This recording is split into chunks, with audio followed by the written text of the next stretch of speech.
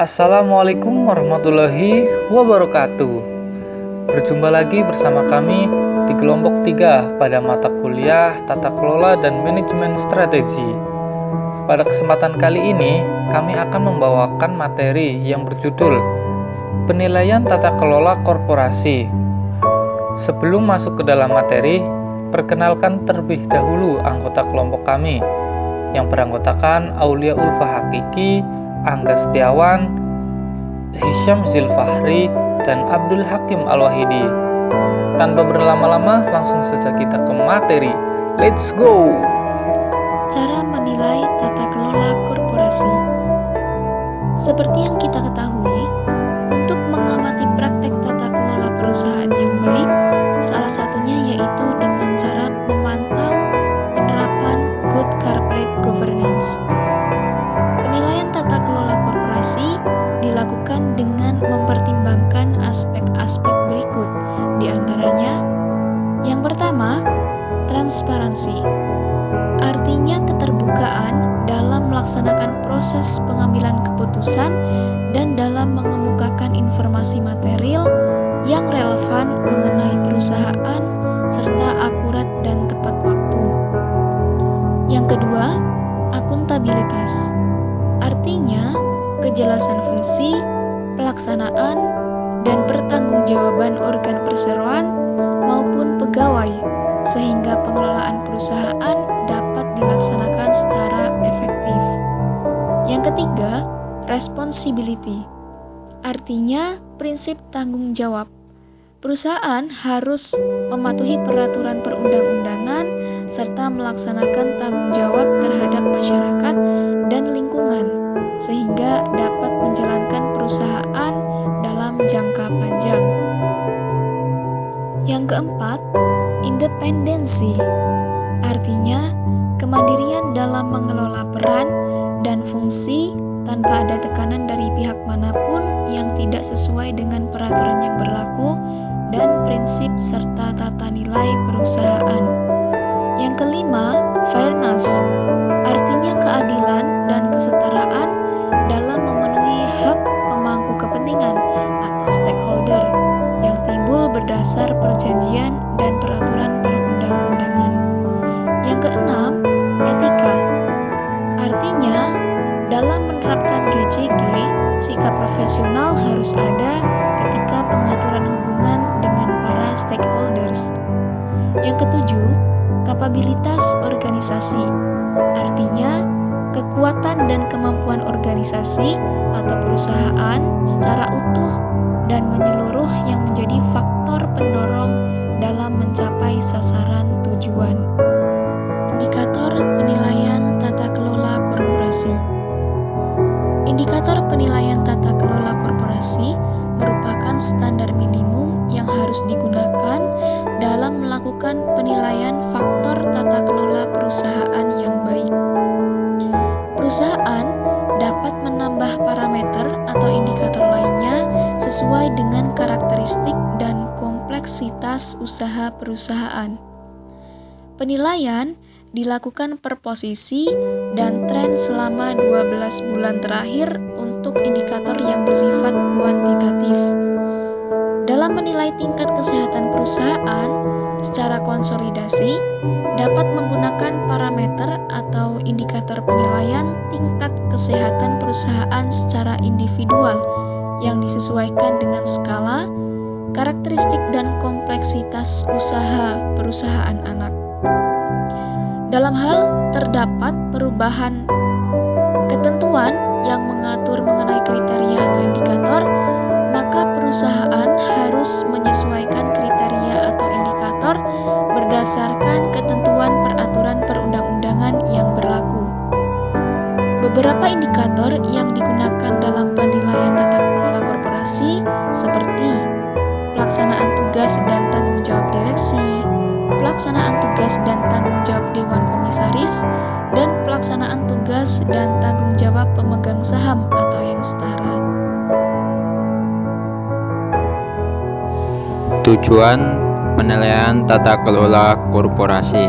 Yang pertama, mendorong pemberdayaan kemandirian, profesionalisme, dan objektivitas organ perusahaan dalam membuat keputusan dan dalam menjalankan tindakannya agar selalu dilandasi oleh transparansi, akuntabilitas, responsibilitas, independensi, dan kesetaraan serta kewajaran dan prinsip kehati-hatian serta kepatuhan terhadap peraturan dan perundang-undangan yang berlaku. Yang kedua, meningkatkan kinerja dan daya saing perusahaan dalam industri infrastruktur nasional maupun internasional.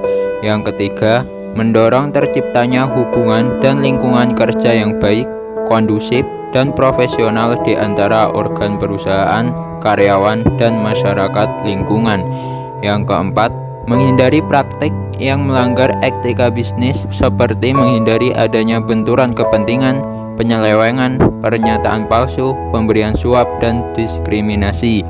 Yang kelima, mendorong pertumbuhan ekonomi nasional melalui peningkatan investasi atau penanaman modal asing langsung dalam industri infrastruktur.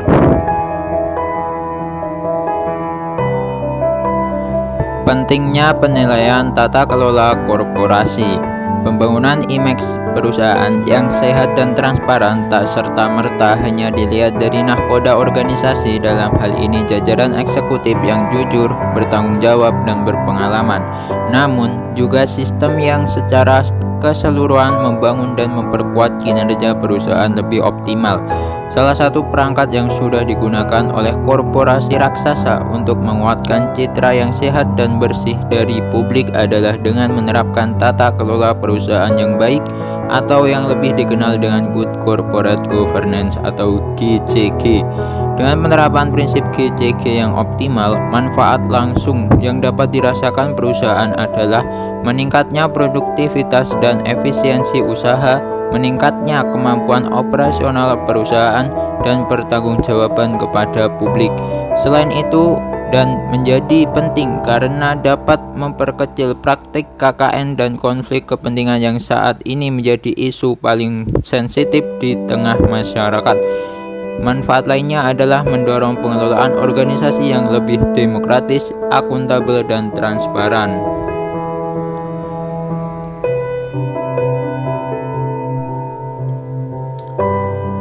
Pengaruh penilaian tata kelola korporasi pada perusahaan. Pengaruh penilaian penerapan tata kelola perusahaan terhadap kinerja keuangan. Konflik agensi dalam hubungan antara prinsipal dan agen muncul dalam bentuk moral, yaitu manajer atau agen tidak menjalankan tugasnya sesuai dengan kontrak kerja. Selain itu, peran penting penerapan CG dapat mempengaruhi proses bisnis perusahaan. Sebuah perusahaan dengan penilaian tata kelola perusahaan yang tinggi berarti perusahaan tersebut dikelola dengan transparansi, akuntabilitas, responsibilitas, independensi, dan keadilan. Kemudian dapat mempengaruhi output kerja seperti ROA, ROE, dan EPS.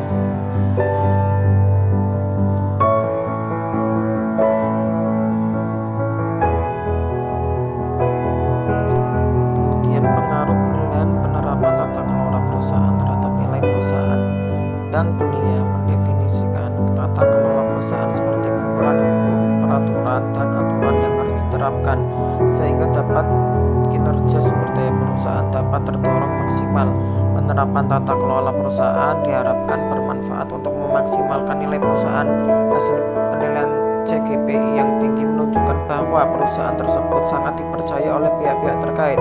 Perusahaan dapat menarik perhatian para investor dan nilai perusahaan tersebut meningkat. Harga saham perusahaan mendeskripsikan nilai perusahaan karena perusahaan dapat memaksimalkan nilainya melalui pembentukan harga saham. Nilai perusahaan dapat mencerminkan harga saham. Harga saham yang tinggi sehingga nilai perusahaan meningkat.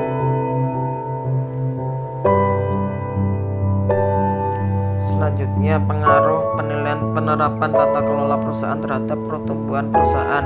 Pedoman Umum Tata Kelola Perusahaan di Indonesia menyatakan bahwa salah satu tujuan penerapan tata kelola perusahaan adalah mendorong kepedulian sosial perusahaan dan responsibilitas lingkungan sekitar perusahaan. Tata tata kelola perusahaan seperti sebuah pedoman dasar suatu perusahaan untuk mengelola dengan baik dan membawa perusahaan tersebut dalam kondisi yang kondusif untuk menjalankan operasi perusahaan tersebut.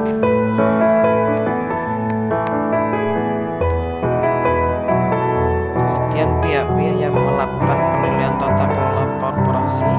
Penilaian implementasi GJG dilakukan oleh Badan Pengawasan Keuangan dan Pembangunan atau BPKP dan secara mandiri atau self assessment setiap 2 tahun sekali dengan menggunakan parameter SK 16-MPU-2012 dari Kementerian BUMN.